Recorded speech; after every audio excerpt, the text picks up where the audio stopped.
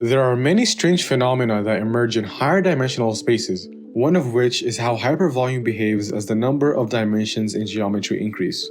But before we can begin to understand how hypervolume behaves, we first need to define it. Lebesgue measure is a standard way of quantifying size in Euclidean spaces. You're already familiar with it in lower dimensions. We have length in 1 dimension, area in 2 dimensions, and volume in 3 dimensions. But in 4 dimensions and beyond, we refer to this measure as hypervolume. Although we can't directly visualize higher dimensions, we can understand them by projecting them onto lower dimensions. For example, this is a projection of a 4D hypercube into 3D space, which is then shown on your 2D screen. Well, how does measure generally distribute? In lower dimensional geometry such as lines, squares, or cubes, we see that the corresponding measure in those dimensions distributes relatively uniformly throughout their shape. One might naturally assume that hypervolume in higher dimensions would be similarly distributed, but as we will see, this is not the case. We'll illustrate this phenomenon using hypercubes, since they have straightforward formulas that allow us to easily calculate hypervolume in any dimension. For example, in 3 dimensions, the volume of a cube is given by s cubed. In 4 dimensions, the hypervolume is s to the 4th. In 5 dimensions, it becomes s to the 5th, and so on.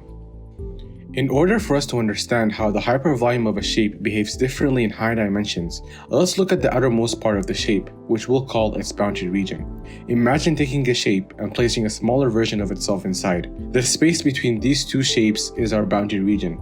By comparing how much of the total hypervolume sits in this boundary region for hypercubes of different dimensions, we can see how hypervolume distributes differently as dimensions increase. To quantify the size of this region, we introduce a parameter, epsilon, which specifies the thickness of the boundary region, or as the amount we trim from each dimension to form the smaller inner shape.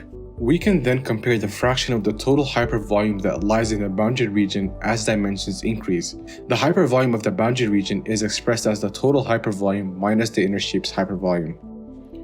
For simplicity, let's consider unit hypercubes, a hypercube where all dimensions have side length 1, and let's use an epsilon value of 0.2. For a 3D cube, the total volume equals 1, and the inner volume computes to 0.51, yielding a boundary volume of 0.49. Meaning 49% of the total volume is in that boundary region. For a 4D hypercube, we maintain the total volume of 1. However, the inner volume decreases to 0.41, resulting in a boundary volume of 0.59. In 5D, the total volume remains 1, and the inner volume decreases to 0.33, meaning the boundary region now contains 67% of the total volume. This pattern continues for higher dimensions, with the boundary region increasingly holding more of the total volume as dimensions increase. We can plot dimension against boundary volume for different epsilon values, and see that boundary volume grows exponentially for smaller values of epsilon and linearly for larger values. This reveals 2 key things. 1. As dimensionality increases, a larger proportion of the total hypervolume concentrates in the boundary region. And 2nd, a constant proportion of the hypervolume occurs in increasingly thinner regions near the outer surface. So thin that in the limit as the number of dimensions approach infinity, virtually all of the volume exists in the outer shell. And interestingly enough, this phenomenon holds true across all geometric forms, whether we're examining hypercubes, hyperspheres, or more complex polytopes.